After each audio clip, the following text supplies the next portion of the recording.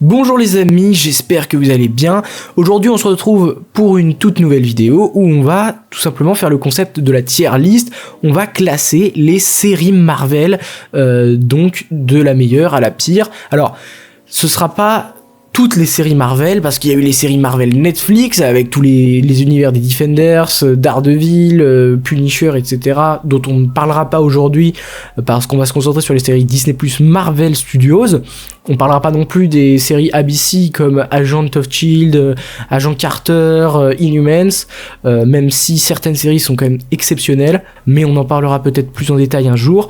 Là on parle vraiment de tout ce qu'a fait Marvel Studios sur Disney Plus depuis 2021 dans leur univers partagé, même si les séries Marvel Netflix sont maintenant canon au MCU officiellement, ben c'est pas été fait à la base pour l'univers. Là on va vraiment revenir sur les projets on va dire récents, comme ça va me permettre de revenir sur des projets que j'ai pas forcément évoqués sur la chaîne, notamment des Hawkeye, des What If saison 2, des Echo, même She-Hulk, j'en ai pas trop parlé, donc vous allez avoir tous mes avis. Encore une fois je le précise, ce n'est que l'avis d'un mec qui a son propre ressenti, donc j'aurai pas le même avis que vous, n'ayez pas de haine contre le mien, je vais peut-être évoluer en lisant vos avis, mais il faut pas me critiquer pour ce que je pense. Ce que je pense, je le dis, et je le dis avec mon cœur, hein, je suis pas fou non plus, hein. Donc tout ce que je vais dire, c'est personnel évidemment, je ne force personne à croire comme moi, à penser comme moi, c'est juste pour exprimer mon opinion sur certains projets. Voilà, donc on va revenir un par un sur tous les projets dans une tier list que voici. Voilà, donc il y aura un seul GOAT, le meilleur de tous les temps, the greatest of all time. Il y aura excellent, bon, Osef et mauvais. La règle, c'est que j'ai le droit qu'à 3 projets maximum par catégorie. Ça va être un peu la contrainte du jour, on va dire. Mais donc ça va être assez intéressant, j'espère que ça vous plaira. En tout cas c'est parti, commençons avec ce premier petit programme que vous voyez ici.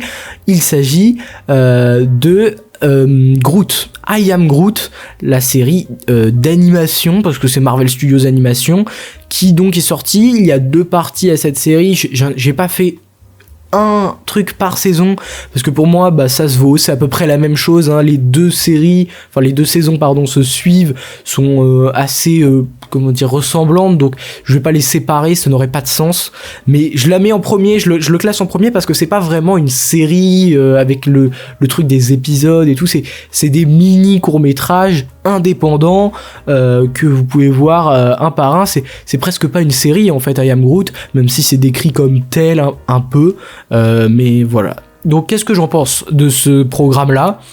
Je pense que c'est un bon programme de divertissement, dans le sens où quand on est un peu triste, un peu truc, on se met devant 2 ou 3 épisodes d'I Am Groot, on sourit, voilà, ça va pas aller plus loin, c'est un divertissement pur, et à la fois c'est pas très profond, voilà, c'est pour rigoler un peu, mais ça fonctionne pas forcément toujours. C'est une série, si tu l'enlèves du MCU, ça ne change rien, il n'y aura pas de changement majeur, donc c'est une série bien sans plus en fait, hein. Elle sert un peu à rien, c'est pour ça que la catégorie Osef lui va très bien, c'est-à-dire que si je l'avais jamais vu, bah c'est pas grave, hein, je regrette pas, si je l'oublie demain, je suis pas en train de pleurer, voilà, c'est un programme que j'aime bien, mais que je regarderai pas en boucle à l'infini. Voilà, c'est aussi simple que ça. En revanche, on arrive à la première série Marvel Studios, donc qui est sortie en 2021. Donc c'était donc la toute première série que proposaient les studios, et c'est une réussite monumentale. Vraiment une réussite monumentale, parce que c'est un personnage au centre, c'est Wanda, qui n'était pas forcément le personnage mis en avant dans les projets avant, où elle apparaissait en étant très secondaire à chaque fois, à part dans Infinity War, où elle a vraiment son arc à elle, qui est très intéressant, puisque Vision meurt, son mari meurt, enfin c'est pas réellement son mari à l'époque, enfin son petit copain meurt, et elle est vraiment dans un état terrible, et on le sait que elle a mal vécu ça, elle en souffre constamment, mais ça, on l'a pas trop ressenti dans Endgame. Alors oui, elle veut se venger de Thanos, mais il y a pas ce truc de vraiment ça la détruit quoi de l'intérieur. Et cette série va venir nous le montrer. Donc rien que sur le papier, elle a un sens, elle a un but, elle a un objectif. Fouillez plus ce que Wanda elle-même ressent suite à la perte de son mari, entre guillemets, parce que oui, c'est une série sur le deuil à plusieurs égards, mais surtout que elle supporte pas l'absence de Vision. C'était l'homme de sa vie, l'androïde de sa vie. Comment elle arrive à se mentir à elle-même, en fait. C'est un espèce de deuil qu'elle n'a pas fait. Dans cette série, en fait, elle essaye de construire un monde où il peut encore exister, où ils ont des enfants, un monde utopique en réalité, et c'est d'une tristesse parce que on sait que c'est faux, on sait qu'elle a tout construit, comme si vous avez fait face à un deuil, bah vous créez dans votre tête un monde où bah tout existe encore. Et donc cette série, elle vise juste, elle est touchante, elle est profonde, et donc elle vise vraiment en plein centre de la cible. C'est vraiment, tout est très bien fait, à part Agatha, qui est un antagoniste de dernière minute, qui est un peu comme un cheveu sur la soupe. Et c'est dommage, parce que pour moi, l'antagoniste de cette série devait être Wanda jusqu'au bout, mais c'est à la fois l'héroïne et l'antagoniste de ce projet, et ce qui en fait une anti-héros, mais une anti-héros parfaite, parce qu'en réalité, c'est un des personnages les plus attachants qu'on nous a montré dans le MCU, grâce à ce programme, grâce à WandaVision, qui l'a placé comme une personne avec énormément de cœur, et qui est hyper compréhensible. Elle a perdu tout ce qu'elle avait, elle a perdu son frère, et maintenant, elle perd son mari. Et on est bien d'accord que dans cette série-là, elle recrée aussi son frère. Elle a des voisins, elle est dans une petite ville tranquille avec ses enfants, dans un cadre de sitcom, comme ce qu'elle regardait quand elle était enfant. En fait, c'est un peu le monde faussement parfait, ce qui va faire que dès le début de la série, on se dit mais pourquoi, mais qu'est-ce qui se passe en fait ? Pourquoi il se passe ça ? Pourquoi on retrouve ces personnages-là, dont Vision qui était censé être mort, ici ? Et en fait, ça va nous donner envie de suivre tout ce qui va se passer par la suite. Et déjà, le concept est génial, c'est-à-dire à chaque épisode, on avance dans le temps avec les sitcoms, comme si on avançait dans l'esprit de Wanda pour se rendre compte qu'en fait, un espèce de retour à la réalité, de se rendre compte qu'en fait, tout ça c'est faux, tout ça c'est factice, tout ça en fait, c'est que pour repousser le plus loin dans le passé, le fait qu'elles doivent affronter la mort de Vision. Et ça parle de deuil à plein des égards, notamment le deuil de Monica Rambeau, qui est plus développé dans cette série-là que dans le film The Marvels, ce qui est vraiment très dommage. En tout cas, voilà, cette série, à bien des égards, on peut se retrouver dedans. Elle a un objectif, elle a un but, elle apporte quelque chose. Elle est presque parfaite, même le final est un peu bâclé, c'est un peu dommage, mais honnêtement, cette série, elle fait du bien à l'humanité, vraiment, elle fait du bien à l'humanité. Et c'est pourquoi, pour le moment, si ça ne bouge pas, ça va directement dans le GOAT. Dans le GOAT, parce que cette série, c'est une excellente série, hormis Marvel Studios. C'est une série qui, déjà sur le plan artistique, Matt Shakman a fait un excellent travail. Il travaille aussi sur les 4 Fantastiques, ça me donne énormément d'espoir sur le projet. Mais avec WandaVision, il y a toute une patte à chaque épisode, et il y a du mystère, et il y a de la profondeur dans les personnages qui sont presque tous attachants. Wanda, on la suit dans son... En fait, tout ça, cette espèce de cercle, de cercle privé dans cette ville, voilà, ce dôme, en fait, c'est l'esprit de Wanda. Tout ce qui s'y passe à l'intérieur n'est qu'un rêve, en fait, de Wanda, un rêve qu'elle peut être capable de rendre réalité. Et donc, tout ça, c'est hyper passionnant à suivre, vraiment. Donc voilà, tout ce qui est colorimétrie, tout est juste dans la série. Tout est juste. Et en fait, dans les premiers épisodes, on sent qu'il y a quelque chose qui va pas. Il y a quelque chose qui nous met mal à l'aise. Et honnêtement, c'est une très grande réussite. Donc maintenant, on passe à Falcon and the Winter Soldier. Falcon et le soldat de l'hiver, qui pour le coup, encore une fois, avait un but. Comment est-ce que Sam Wilson peut réussir à accepter son rôle, à endosser son rôle de Captain America, être à la hauteur de Steve Rogers, essayer en tout cas d'essayer de devenir Captain America, cette figure emblématique. Et dans cette série, je trouve que c'est encore une fois très réussi. J'adore cette série parce que on a 2 personnages qui sont bien développé aussi, pareil, on est dans un cadre de développement de personnages. Bucky, qu'on n'a jamais vu les conséquences en fait de ses actes malveillants, on va dire, auprès de personnes qu'il a tuées. Là, on le voit dans cette série, c'est un personnage torturé, qui est devenu aussi un de mes personnages coup de cœur. On a Sam Wilson, qui doit faire face aussi aux problèmes du quotidien, tout en essayant de se rendre compte qu'il vaut quelque chose et qu'il peut assumer ce rôle de Captain America. Et donc pareil, c'est hyper intéressant à suivre à chaque épisode. Le problème majeur de cette série, c'est les méchants, quoi. Les méchants, y en a pas. Je sais même plus comment ils s'appellent. C'est quand même terrible, c'est quand même horrible. Je ne me souviens même plus du nom des méchants de cette série. Autant vous dire qu'ils sont anecdotiques. Vraiment anecdotiques.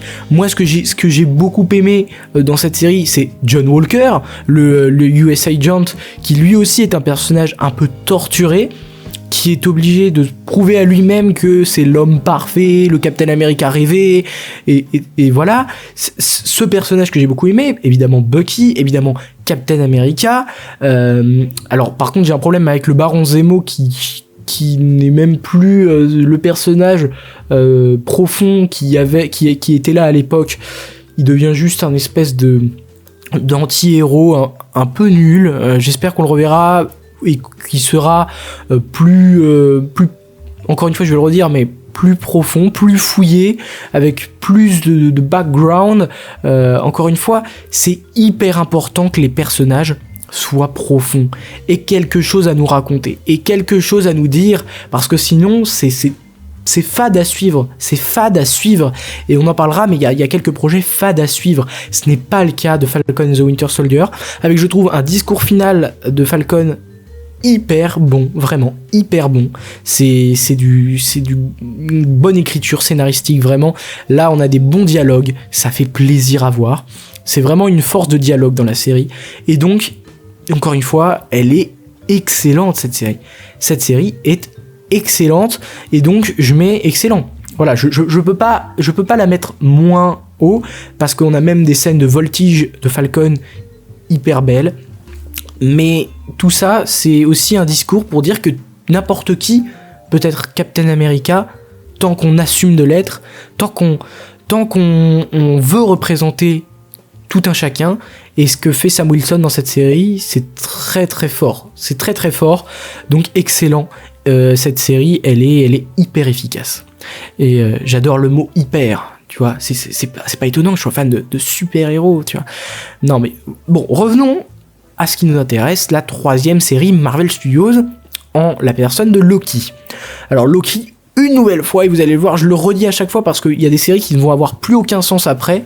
Là, ça a un sens, parce qu'on veut suivre un personnage qui est censé nous expliquer un peu le temps, un peu le multivers, parce que ça fait suite à Endgame. Endgame qui est un des projets les plus vus de tous les temps. Donc c'était à la hauteur. Enfin, c'était pas à la hauteur, il fallait un truc à la hauteur de Endgame dans la série. Surtout que c'était important de comprendre comment Loki avait survécu, qu'est-ce qu'il allait faire dans cette série. C'était très intriguant. Voilà. Mais est-ce que cette série est à la hauteur ? On nous demandait quelque chose avec cette série Loki. Et là, on parle vraiment de la saison 1, parce que la saison 2, elle viendra après, donc on parle vraiment de la saison 1 de Loki. Est-ce que cette série apporte quelque chose à notre être profond ? Je suis pas forcément sûr, parce qu'en fait, Loki, c'est un personnage en lui-même qui est hyper cool à suivre, qui est vraiment quelqu'un que moi, personnellement, j'ai envie de suivre, que j'ai envie de comprendre, que j'ai envie d'analyser. J'ai fait toute une vidéo pour justement analyser la psyché du personnage et tout son parcours qui est admirable. Je trouve c'est un des personnages les mieux développés de tout le MCU.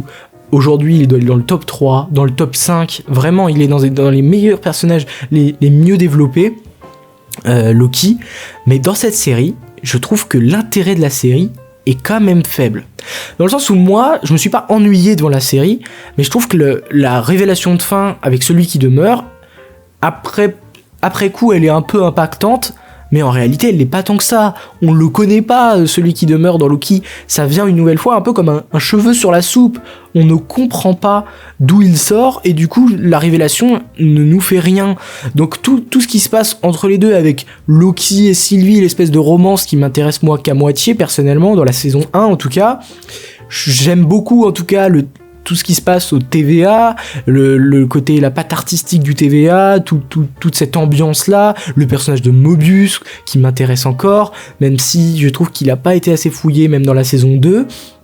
Mais j'aime beaucoup la série, j'aime beaucoup la saison 1, mais pour moi, elle est juste dans la catégorie bon, parce que, comme je vous l'ai dit, l'histoire m'intéresse pas plus que ça dans la saison 1. On parle vraiment encore une fois de la saison 1. Et c'est dommage parce que j'avais envie qu'elle m'intéresse, mais en fait, si vous regardez bien, on essaie de savoir qui est derrière le TVA tout le long, et au final, on se rend compte que c'est un personnage qu'on connaît pas.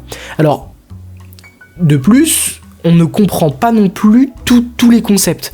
Il y a encore plein de questions sans réponse avec cette série Loki, notamment si l'éternel flux temporel est qu'un seul univers, celui du MCU, comment ça se fait qu'il y ait autant de variants aussi différents si on coupe les branches instantanément après que l'événement variant se soit produit, le Nexus.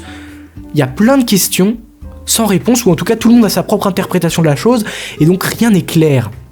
Et c'est pour ça que je la mets dans bon et que je la mets pas plus haut.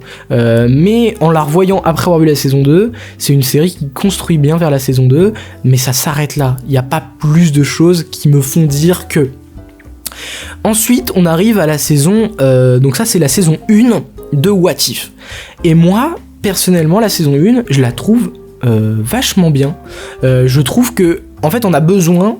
puisque c'était la saga du multivers, même si Loki, je trouve, une nouvelle fois, n'a pas forcément très bien défini les bases, ce qui fait que maintenant on a plein de règles différentes qui n'ont rien à voir dans tous les projets, et on se perd dans trop d'explications différentes, mais What If, le concept est simple, et se permet aux spectateurs de comprendre un peu mieux le concept du multivers, ce qui fait que, au final, c'est intéressant.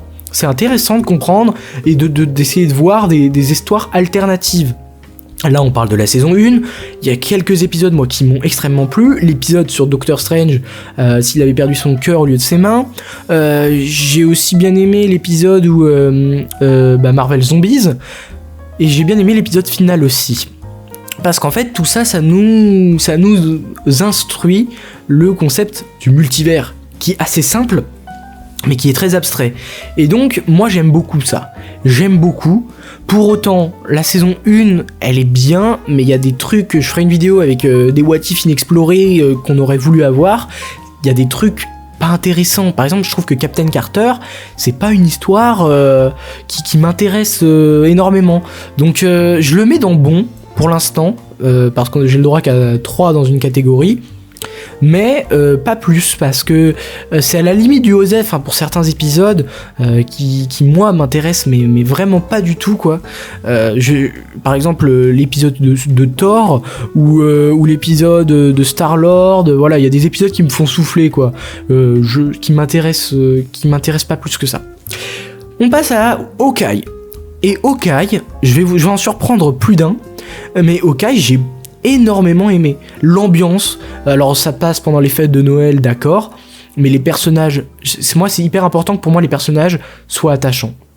Et pour le coup, Kate Bishop, elle est très attachante. On a un Hawkeye dont on avait envie qu'un projet solo arrive, il arrive. Alors je suis sûr que c'est une unpopular opinion, mais je trouve que la série est très réussie. En plus, elle nous permet d'introduire une nouvelle fois le Caïd, et pour les fêtes de fin d'année, en regardant cette série, parce que c'est l'objectif de la série, c'est qu'on regarde pendant les fêtes de fin d'année, elle est très bien, c'est une très bonne série de Noël, avec des personnages attachants, et c'est bien rythmé aussi, c'est bien rythmé les épisodes, t'es content, chaque épisode, t'en as pour ton argent, quoi. En tout cas, j'aime bien. On nous introduit le personnage d'Echo qui est pas forcément fou dans la série Hawkeye, mais qui moi m'intéressait. Donc pour le coup, je vais mettre pour l'instant excellent. Et je sais que ça va en surprendre plus d'un, mais encore une fois, moi tout ce qui est personnage et Et surtout qu'on a par exemple Yelena Belova, toute connexion, personnage, l'ambiance de la série. Moi j'aime plus que Loki, parce que l'histoire, on est plus proche des personnages. Et ça, moi, c'est hyper important pour moi d'être plus proche des personnages. Dans la série Loki, c'est que des concepts qu'on comprend pas, qu'on comprend peu dans la saison 1, des personnages loin de nos préoccupations, dans un espace qui est inconnu, donc avec ce truc de science-fiction, et en fait on comprend pas trop les enjeux, on comprend pas trop ce qui se passe, enfin on comprend, mais est-ce que ça nous intéresse de comprendre? Donc tout ça, c'est la question qu'on se pose. Et on est proche des personnages dans la série Hawkeye, à tel point que moi j'ai aucun problème à la revoir encore et encore, parce que on a une construction de relations, notamment entre Hawkeye et Kate Bishop, entre Kate Bishop et sa mère, entre la mère et Jack Duquesne, enfin bref, on a plein de relations, voilà. Et tout ce qui est relationnel, c'est intéressant. Donc voilà pourquoi cette série, je la place là. Maintenant, on passe à Moon Knight. Moon Knight, je sais pas où la mettre en fait. Je sais vraiment pas où la mettre, parce que le personnage en lui-même, Moon Knight, il m'intéresse. En tout cas, j'ai des atomes avec lui. Je me reconnais par moments en lui. J'aime beaucoup la proposition d'Oscar Isaac. J'aime bien suivre quelqu'un qui est un peu perdu comme ça au début, qui se cherche, qui a une dissociation. Et même l'épisode 5, je trouve que c'est l'un des meilleurs, toutes séries confondues. Mais le personnage, il est dans cette série parce que il a tel problème. On a un problème avec ce personnage et il y a un objectif à travers la série. Un objectif, parce qu'il n'y a pas que lui qui a des troubles de dissociation de l'identité, qui a ce problème-là, cette maladie-là, d'avoir plusieurs personnalités différentes. Et donc, il y a un objectif à travers la série. C'est de dire aux personnes qui ont ça, faites la paix avec vous-même. Et l'épisode 5, il dit à Steven Grunt et à Mark Spector, faites la paix entre vous. Serrez-vous la main, quoi. Essayez il y a une dissociation, essayez de vous assembler pour ne former plus qu'un. Et à la fin, Steven Grunt disparaît. On se dit, il est enfin guéri de ses blessures, ça va être un personnage qui va peut-être avoir d'autres personnalités encore, parce qu'il va avoir d'autres problèmes, mais ce problème-là, c'est terminé. Et on te dit que non, en fait. Steven Grunt revient, l'épisode 6 déconstruit tout ce que le 5 a fait, on comprend pas, parce qu'on se dit que Steven Grunt représente cette souffrance de Mark Spector, mais il disparaît à la fin du 5, et aussi il revient en vie, donc c'est comme si la souffrance revenait en vie chez Mark Spector, comme si tout son développement était annulé à ce moment-là. Donc pour moi, la série Moon Knight, elle a fait ça, elle a monté, et tout d'un coup, au dernier épisode, ça a fait ça. Et le dernier épisode a très très mal conclu la série, et ça c'est... Franchement... c'est une des plus grosses déceptions que j'ai eu, l'épisode 6 de Moon Knight, parce que ça allait passer d'une des séries que je préférais à d'une des séries les plus... ça s'est fini, comme l'expression le dit, en eau de boudin. C'est-à-dire que l'épisode, on a gonflé le boudin, et le boudin, il a été percé à l'épisode 6, et il fait que se vider, en fait. Donc, je sais pas où le mettre. À l'épisode 5, je l'aurais mis excellent. Mais maintenant, je le mettrais juste dans bon, je le mettrais mieux que What If, je le mettrais là, voilà, Moon Knight. Et elle m'a passionné cette série jusqu'à l'épisode 5, où je me suis dit, il faut un final qui rende hommage au personnage de Mark Spector, qu'il ait compris, quoi, que pourquoi en fait il avait cette maladie, ce problème-là, et qu'on aille dans son fort intérieur, et non. En plus, même les combats, on les voit pas, on voit rien. Et vraiment, je suis vraiment déçu par ce fait-là. Je suis pas déçu par la série, mais je suis déçu par le final de la série rien que d'y penser, je suis déçu, vraiment profondément déçu. Maintenant, on arrive à Miss Marvel. Alors, Miss Marvel, encore une fois, c'est un peu comme Moon Knight, c'est que j'hésite, quoi. J'aime bien la série, mais il y a certains trucs... c'est un peu horrible, quoi. C'est-à-dire que déjà l'histoire au niveau des méchants, Damage Control, même les parents là, je sais plus comment, les Noors là, en vrai ça nous intéresse pas trop, pas plus que ça, quoi. Les sentiments de Kamala, pas plus que ça, mais le personnage est très attachant. Et la série d'un point de vue de la mise en scène, d'un point de vue des idées. Voilà, c'est pour moi Miss Marvel. Et le problème, c'est qu'il y a plusieurs réalisateurs, mais c'est qu'il y a certains épisodes où il y a plein d'idées de création, d'idées de répartition de l'image, d'idées d'insertion de texte, voilà, des idées artistiques que je trouve vraiment bien. Même il y a un respect de la religion que j'aime beaucoup aussi. Ça nous montre vraiment bien ce que peut être une religion. Une religion, ça peut être quelque chose de beau qui rassemble aussi, pas qu'un aspect négatif de la chose comme on peut souvent l'assimiler. Et donc cette série, elle a énormément de positivité, elle a énormément de cœur, mais est-ce que c'est vraiment ce dont on avait besoin? Encore une fois, j'aime beaucoup le personnage de Kamala, qui est un de mes personnages préférés post-Endgame. Donc j'hésite vraiment. Parce que du coup, si j'ai dit que j'avais que le droit à que 3 dans chaque catégorie maximum, je pense que du coup je vais le mettre ici et je vais faire passer What If saison 1 en OSEF. Pour moi c'est en dessous de Moon Knight, parce que Moon Knight, je préfère, par exemple, si vous me demandez de revoir Moon Knight, je préfère le revoir que de revoir Miss Marvel, parce que Miss Marvel je l'aime bien mais sans plus. Alors que Moon Knight, j'ai vraiment un coup de cœur sur le début de la série jusqu'au 6ème, quoi. Maintenant, alors là par contre, je vais me faire plein d'ennemis, mais je suis sûr que je vais me faire aussi plein d'amis en disant ça. She-Hulk. Je vous parlais à l'instant de l'attachement que j'ai, moi, pour la profondeur des personnages. Pour le fait de se dire, je peux me reconnaître dans une certaine partie de ce personnage. En fait, les super-héros, pourquoi ils sont incroyables et pourquoi ils sont aussi populaires, c'est parce que c'est comme nous tous ensemble, c'est comme si c'était nous, mais en supérieur. En fait, ça accentue toutes les qualités et tous les défauts que peut avoir un être humain. Et c'est tous ces défauts-là qui font que c'est un humain. Et en fait, quand tout est poussé à l'extrême, on peut se reconnaître beaucoup plus facilement dans les choses. Par exemple, Wanda, elle crée elle-même son monde avec son mari, ses enfants, son frère qui est encore là, voilà, donc tout un faux monde, une espèce d'utopie. Et ben on peut se reconnaître dans elle par l'exagération de la chose. Mais avec She-Hulk, on a un personnage lisse, plat, en surface. Et même, alors là je vais plus parler de personnages, je vais parler de purement de scénario. Toute la série construit, on va dire, tente de construire quelque chose de très douteux, de très flou, et au final on déconstruit la série avec l'épisode 9 qui déconstruit chaque épisode. Le final n'a rien à voir avec le reste de la série, il y a presque un peu de misandre là-dedans aussi, c'est-à-dire que l'intelligentsia, c'est des hommes machos, ils sont tous comme ça de toute façon, il faut dire des trucs un peu macho, un peu misogynes pour rentrer dans notre petit club. Ça existe pas vraiment, ça. Alors ça peut être une satire, une caricature, mais ça marche pas. Et puis même Hulk qui était un personnage fort, puissant, qu'on aimait bien, même au niveau, parce que c'est Bruce Banner, quoi. Il a lui aussi une espèce de trouble de la personnalité, inspiré de Frankenstein notamment, mais et là non. Et là c'est juste un gars qui fait du yoga et qui se fait ridiculiser sans cesse.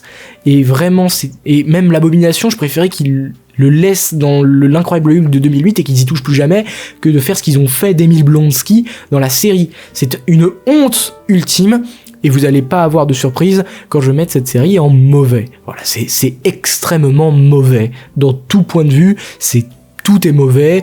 Il y a même en fait, si c'est féministe, si c'est censé être féministe, très bien, c'est tout ce qu'on demande. Et pourtant, c'est la pire avocate de l'univers, qui twerk en travaillant, honnêtement. C'est une femme qui ne représente pas bien les femmes, désolé. Mais elle fait des blagues, elle est pas sérieuse, elle est pas profonde, elle est incompétente. En fait, elle ne met pas du tout bien en valeur les femmes dans cette série, même si ça n'a aucun rapport avec le propos de la série, mais le propos de la série est mauvais. C'est quoi en fait? C'est elle contre celle qui est méchante parce que Titania elle est méchante. Ah oui, le combat Titania et She-Hulk, j'avais totalement oublié. C'est quand même fou. C'est quand même dingue de faire ça. Daredevil qui est méconnaissable, on dirait un garçon facile. Enfin bref, c'est horrible. horrible, vraiment, c'est ignoble. Mais on arrive sur quelque chose qui, alors, va me poser problème. C'est vraiment une série qui va me poser problème, je pense. C'est Secret Invasion. Et je sais pas, en fait. Vous avez suivi mes critiques, ou pas d'ailleurs, mais regardez pas parce que je suis pas forcément fier de ces critiques-là. Secret Invasion, c'est une série que j'attendais énormément. Beaucoup parce que cette ambiance thriller, action, qu'on avait vu notamment dans Falcon and the Winter Soldier, non, je dis n'importe quoi, dans Captain America et le Soldat d'hiver, qui est un de mes films préférés du MCU. Donc, évidemment que j'attendais ça plus que tout. Et c'était la série, vraiment, je me disais, mais ça va être incroyable, ça va être la meilleure série, même le trailer. Alors oui, maintenant, le revoyant, c'est un peu nul, quoi. Mais ça me donnait très envie de suivre cette aventure, de voir un Nick Fury esselé face à une invasion Skrull. Et en fait, on a rien, quoi. Franchement, Moon Knight, c'était une déception sur la fin, mais Secret Invasion, c'était une déception sans cesse. L'épisode 1 est bon, mais on se dit, bon, il prend son temps. L'épisode 2, on se dit, bon, qu'est-ce qui va se passer ? 3, qu'est-ce qui va se passer ? 4, qu'est-ce qui va se passer ? 5, qu'est-ce qui va se passer ? Et au 6ème, tu t'es dit, il s'est passé ça ? C'est que ça, la série, en fait. C'est que ça. Ils disent qu'il y a 1 million de Skrulls, alors qu'en fait, on en voit 5 dans la série. C'est une honte. Il y a rien d'une invasion. Même à la fin, ils vont à Tchernobyl parce qu'ils se cachent parce qu'on n'a pas les humains, et on va chercher les humains capturés à Tchernobyl de manière tout à fait logique, simple. Il y a pas de problème, il y a pas de truc radioactif là-bas. Non mais honnêtement, c'est une honte. Secret Invasion, c'est une honte, voilà. Non mais l'épisode 1 comporte pas mal de points positifs. Parce que la première scène d'introduction, elle met dans le bain. Moi, elle m'a mis dans le bain d'une espèce de thriller, vraiment un thriller, quoi. Moi, j'attendais un thriller, et il n'y a pas de thriller dans cette histoire. Il n'y a pas de retournement de situation, il n'y a pas de tension, il n'y a rien. Ils sont 3 contre une invasion de Skrull d'1 million, mais qu'est-ce que tu veux faire, en fait, Nick Fury ? Qu'est-ce que tu veux faire ? Comment il s'appelle déjà ? Gravik, le méchant, le plus osef de l'histoire, qui est un tyran, certes, peut-être un petit peu intéressant, mais alors... C'est ça ton méchant, alors c'est ça ton combat. C'est Secret Invasion ton combat. L'invasion secrète, pour moi, c'est tu vas dans la rue, tu regardes derrière toi, il y a un Skrull qui te suit, tu sais pas si c'est un humain ou un Skrull. Tu serres la main de quelqu'un, tu rentres chez toi, tu regardes ta femme, tu sais pas, tu te poses la question, est-ce qu'elle est un Skrull ou pas ? T'as pas... Dans la série, tous les Skrulls, on sait que c'est des Skrulls avant même de voir que c'est des Skrulls. La femme de Nick Fury, il n'y a pas cette tension de Nick Fury de se dire mais ma femme c'est un Skrull ou pas ? Parce qu'on nous le dit avant. Quand il y a un Skrull, c'est parce qu'on c'est une mission pour saboter Nick Fury, pour essayer de les tuer, pour le président et tout, mais il n'y a aucun truc. Moi, la série de un épisode où il y a un gars qui va dans la rue, au supermarché, n'importe où, et qu'en fait il sait pas qui croire, il sait pas à qui faire confiance, où tourner dans la rue, il sait pas à qui il doit parler, il a aucune confiance en l'humanité parce que n'importe qui peut être un Skrull, n'importe qui peut être son ennemi.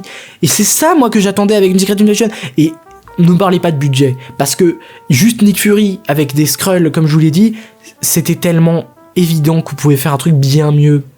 La série se traîne en longueur, Nick Fury est mou, et il est même pas profond, il y a même pas le développement de Nick Fury dans cette série.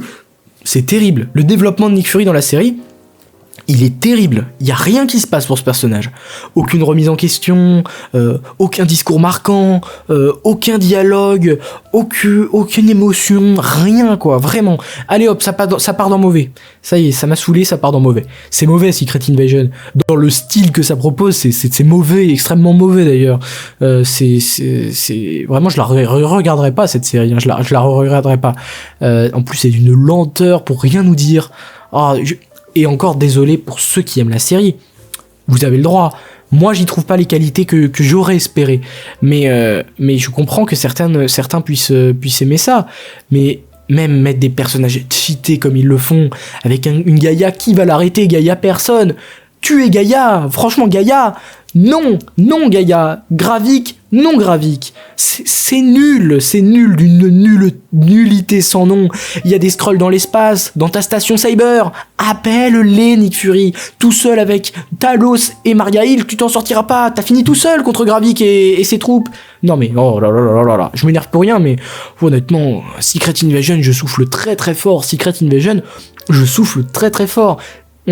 On a certaines bonnes idées, donc je vais pas le mettre au niveau de She-Hulk, qui est une comédie un peu Disney Channel et tout, mais c'est presque au même niveau, hein. En tout cas, dans mon cœur, Secret Invasion, je le reverrai jamais, hein. Je le reverrai jamais, Secret Invasion. Y a pas de souci avec ça. Là, on arrive, pour le coup, à quelque chose qui va me faire plus plaisir, c'est Loki saison 2. Loki saison 2, pour moi, c'est une très belle surprise. Parce que, comme je vous l'ai dit, la saison 1, je l'avais aimée, mais sans plus, quoi. La saison 2, je trouve qu'on est dans quelque chose de bien meilleur, notamment grâce à une musique phénoménale. De toute façon, je vous ai fait une review par épisode, que je sais pas si ça vaut le coup, mais allez voir ma review de l'épisode 6, où je parle de Loki et Thor, notamment tout le développement de Loki. En fait, cette série, elle fait un développement de personnage. Alors, l'histoire racontée est pas forcément extrêmement intéressante, mais le personnage de Loki, c'est une introspection, c'est un parcours, c'est un chemin en fait. Et il y a une musique qui accompagne tout ça, une direction artistique phénoménale. C'est un très bon projet, vraiment. Loki saison 2, c'est un très bon projet. Et c'est pour ça que je vais le mettre dans excellent en première position. J'hésite en fait à le mettre soit ici là, soit là, donc à le prendre la deuxième ou la troisième place, mais en fait la deuxième parce que ce personnage de Loki est devenu pour moi, je dirais le troisième ou le deuxième ou le troisième meilleur personnage du MCU. Déjà c'est devenu le personnage avec le deuxième plus grand temps d'écran. Donc il est apparu dans énormément de minutes dans le MCU. Je crois que le premier c'est Tony Stark, et ces deux personnages qui ont eu un développement qui est exceptionnel. Je dirais que Wanda doit pas être loin, parce que Wanda elle a aussi un développement exceptionnel, et après notamment Steve Rogers, voilà. Mais des personnages, il y en a peu, des personnages qui ont aussi bien été développés. J'en ai fait une vidéo, encore une fois, je vous renvoie à cette vidéo, mais ce personnage, en fait, ce personnage de Loki était un personnage extrêmement dévalorisé. Pour vous faire un résumé, dévalorisé, déçu, il a toujours voulu prouver qu'il pouvait conquérir quelque chose, quoi, la Terre, Asgard, en fait, qu'il pouvait avoir du pouvoir aux yeux de son père. Il était nul parce que c'était toujours Thor le meilleur, Thor c'est lui qui a tout fait, Thor c'est, voilà, il y en avait toujours que pour Thor le meilleur, Thor le plus reconnu, voilà. Dans Ragnarok, c'est Thor qui prend une photo dans la rue, on voit que Loki ça le saoule, voilà. Donc Loki a été profondément dévalorisé par le fait que Thor a toujours fait tout mieux. Lui, ça a toujours été le méchant pour justement se démarquer d'un Thor qui avait cette posture de héros, de bien, et que Loki ne pouvait pas surpasser parce qu'il n'avait pas les capacités. Et tout l'enjeu et la réussite de la série Loki, c'est de nous dire qu'en fait ce personnage qui rêvait de conquête pour justement prouver à son père pouvoir être aimé, en fait, pouvoir avoir de l'amour de la part de... Et pour Loki, l'amour ça passait par la reconnaissance de ses pairs, et pour avoir leur reconnaissance, il fallait conquérir, il fallait gagner des trucs, il fallait gagner des combats, prouver qu'on était supérieur à l'autre. Et en fait il s'est rendu compte que non, parce qu'il avait des amis, il avait Mobius, il avait Sylvie. En fait, il avait des gens qui l'aimaient, pas pour ses conquêtes, mais bien pour ce qu'il était profondément. Et donc, c'est pour cela que cette série est bien. Parce qu'à la fin, il a le plus grand pouvoir de l'univers, il a fait la plus grande possession, conquête possible, puisqu'il est le maître du multivers. Mais il n'est pas heureux, il est triste. Il a enfin réussi son but, son glorieux destin, mais son glorieux destin n'est plus si glorieux que ça, parce qu'en fait lui maintenant il s'est rendu compte que pour être aimé il n'y a pas besoin de tout ça, et pour lui le plus important à la fin de la série c'est vraiment cet amour de ses proches, et ça c'est vraiment un développement mémorable. Donc la série Loki, pour ça, on a la saison 1 et la saison 2, mais la saison 2 est clairement au-dessus pour cette raison-là, parce qu'il n'est pas heureux, et on voit que vraiment cette idée est renforcée. il est pas heureux d'être à la tête du multivers. Lui, ce qu'il voulait, c'était être avec Mobius, c'était rester avec ses amis, et il s'est sacrifié pour le bien-être de millions de personnes. Et on part d'un mec profondément méchant à un mec profondément gentil. C'est passé d'un des plus grands méchants de l'univers au plus grand héros de l'univers. Donc honnêtement, pour ce parcours-là, je peux que mettre Loki ici. Bon, ensuite, on a What If saison 2, qui est d'un OSEF sans nom. Est-ce que c'est mauvais ? Ça peut être mauvais en fait. Non, c'est pas mauvais parce qu'il y a une bonne animation, il y a certaines histoires intéressantes, mais pour le coup, la plupart des épisodes pour moi sont OSEF. La plupart des épisodes, je les ai regardés sans trop vouloir. Au début, j'étais un peu hype, donc j'ai regardé les premiers, j'ai trouvé ça cool, mais en vrai, c'est d'un OSEF sans nom. Je mettrais ça ici. Voilà. Et enfin, on arrive au dernier programme, qui est pour le coup Echo, que j'ai regardé. Et donc on fait le point en fait de MCU avec les séries, on se rend compte de qu'est-ce qui s'est passé depuis ces dernières années. On a vu une année 2021 très riche, avec WandaVision, avec Loki, avec Falcon and Winter Soldier, Hawkeye, même What If saison 1, on avait une très bonne année sur Disney+, et 2022 c'était terrible, parce qu'on avait... Enfin terrible, on avait Miss Marvel, Moon Knight c'était du bon mais sans plus, et on avait du Shield c'était terrible. Et il y avait que 3 projets quoi, donc c'était pas si incroyable que ça. Et en 2023, eh bien on a eu quand même beaucoup de mauvais, parce qu'on a eu un Secret Invasion qui était vraiment pas ouf, en tout cas ça c'est selon moi. On a eu du Groot saison 2 là, qui est OSEF fois 1000, et puis What If saison 2 qui est encore plus OSEF que Groot. Alors je mettrais quand même What If saison 2 ici. Mais c'est vrai que les épisodes ont pas compris en fait ce que nous on attendait avec du What If. Captain Carter c'est bien, mais c'est pas du What If, ça c'est la continuation de la saison 1. Donc c'est le concept, ils l'ont pas pigé en fait. Et ça c'est vraiment plus que dommage. Donc voilà. Et on arrive à fin 2023 avec, après avoir eu un excellent Loki saison 2 et un très OSEF What If saison 2, on arrive avec ce programme là qui a énormément de promesses.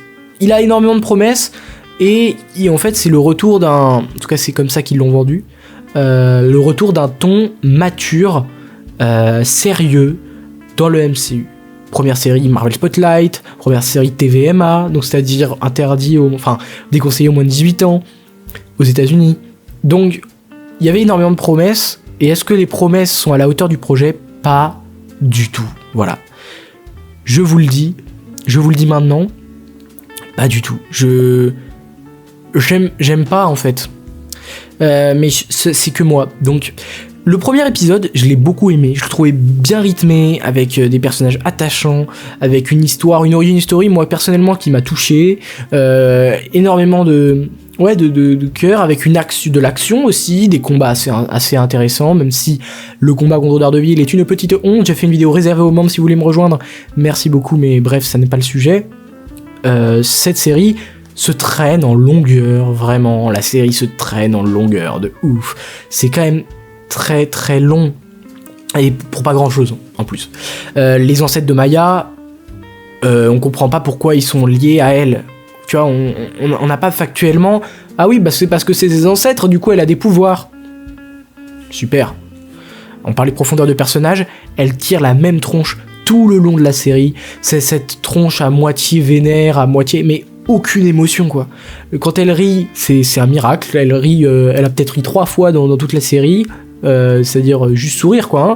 Elle pleure jamais, elle s'énerve rarement, elle a toujours cette même posture, à peu près comme ça. Et ça devient insupportable au bout d'un moment. Et alors même si le Caïd est pas mal, franchement c'est un ridicule ce qui se passe à la toute fin de la série. En fait la série est pas mauvaise, mais elle est quand même pas ouf quoi. Parce qu'en fait je trouve que c'est encore une fois que mon avis, que mon humble avis, et Dieu sait que il y a bien des avis meilleurs que moi, j'imagine, mais la série, moi, m'intéresse pas du tout, quoi. On se dit, qu'est-ce qu'elle veut ? Elle veut prendre la place du Caïd, qu'elle est censée haïr un peu parce que c'est que de la violence, il a détruit sa vie, je sais pas, mais Et on se dit, c'est ça qu'elle veut, c'est être méchante en fait, c'est ce personnage que je suis là. C'est un anti-héros pas ouf, hein, parce qu'elle sourit jamais, moi elle m'intéresse pas, tu vois. Avec l'épisode 1, la petite fille, elle était hyper attachante, mais Maya Lopez, jouée par Laqua Cox, c'est quand même pas très... Enfin, moi je l'aime pas le personnage, quoi, vraiment, il m'inspire rien du tout. Y a entre ça et un caïd qui ne passe jamais à l'action, et quand il passe à l'action, on dirait un vieux pépé de 90 ans qui frappe, il fait ouais, et il s'arrête comme ça juste avant de frapper. Est-ce que ça c'est à la hauteur d'Daredevil de Netflix? Je ne suis pas sûr. Mais au moins Daredevil de Netflix, j'aime pas trop la violence gratuite que proposait par exemple la saison 2. Mais je savais apprécier les qualités qui étaient énormes. Il y avait beaucoup de qualités. Dans cette série-là, honnêtement, j'ai du mal à trouver les grandes qualités. Il y a certaines scènes d'émotion, notamment avec la grand-mère et le caïd, qui sont pas mal, mais l'origin story est bien, mais ça s'arrête là. Elle part de New York, on sait pas pourquoi, pour revenir, on sait pas pourquoi. En fait, elle est perdue, on sait jamais vraiment ce qu'elle veut, et moi ça m'intéresse pas en fait. C'est un personnage qui m'intéresse pas parce que jamais de remise en question, jamais elle s'intéresse à ses proches, voilà, jamais. Donc, pour moi, ça va dans mauvais. Ce serait aller dans Osef, pour le coup, ce serait aller dans Osef, mais pour moi, j'avais dit que j'avais le droit qu'à 3 par catégorie maximum, donc on est sur ça. On est sur ça parce que moi je me suis profondément ennuyé devant Echo, quoi. Echo, ça m'a endormi, quoi. Il y a que 5 épisodes et franchement ça m'a endormi. Donc je sais que je serais le seul à faire ça, mais le personnage il m'insupporte, vraiment il m'insupporte. Et Dieu sait que j'aime bien en fait, moi ce que j'essaye, c'est de m'attacher au personnage et après je vois. Je m'attache au personnage et je me rends compte après si la série a réussi à me les faire aimer. Et Echo, mais tellement pas. Echo, elle me rend chèvre. Non, mais c'est insupportable. Elle est insupportable dans la série. Les 3 personnages qu'on voit là, ici, dans leur propre série, elles sont insupportables. Parce que jamais de remise en question, jamais de dialogue profond. Et alors oui, Echo ne peut pas parler. Je sais. Voilà. Je suis pas débile. Mais je sais pas, elle prend jamais ses proches dans ses bras, elle les envoie à l'abattoir, franchement, moi j'aimerais pas être ami avec elle, hein. Elle est d'une méchanceté sans nom, quoi. Donc moi c'est pas ce à quoi moi j'aspire. Donc mais je comprends que certains aient bien aimé, hein. C'est pas le problème. Mais voilà, moi c'est pas pour moi ça, c'est pas pour moi. J'aime bien le côté un peu ouais, on parle d'une culture passée, mais moi j'en ai pas vu assez sur la culture. J'en ai pas vu assez du tout sur la culture en question. Donc encore une fois, bon. Voilà, vous avez mes avis sur toutes les séries Marvel, j'espère que ça vous aura plu. Voilà, c'est que mon avis, encore une fois, je prétends pas détenir la vérité, je ne suis pas gage de qualité, mais j'ai essayé de me donner mon avis le plus sincère. J'ai mis en GOAT WandaVision, c'est mérité, je vous ai très longuement expliqué pourquoi. En excellent, Loki saison 2, Falcon and Winter Soldier et Hawkeye. Hawkeye, certains me diront, mais t'es vraiment fou, toi. Mais non, parce que moi je passe un très bon moment dans cette série. Ensuite, en bon, j'ai mis Loki, Moon Knight et Miss Marvel. Après j'ai mis Osef, j'ai mis tout ce qui est What If et I Am Groot. Et puis mauvais, j'ai mis Echo, j'ai mis Secret Invasion et j'ai mis She-Hulk. Voilà, dites-moi, faites-moi vous on va dire votre GOAT, votre projet le plus excellent, votre projet dans la catégorie bon, le meilleur, et voilà, ainsi de suite. Ou alors faites votre top 3 et votre top flop 3, voilà. Comme ça, je pourrais avoir votre avis, parce que moi, je sais pas trop, en fait, ce que les gens aiment. Je sais que beaucoup aiment Loki. Et moi j'adore aussi. Mais la saison 1, je vous ai dit pourquoi j'avais du mal. Je sais qu'il y en a beaucoup qui aiment WandaVision, Falcon and the Winter Soldier. Mais voilà, passez une très bonne journée, une très bonne soirée, une très bonne après-midi. Je ne sais pas quand est-ce que vous regardez cette vidéo. Mais en tout cas, n'oubliez jamais, subscribers, rassemblement.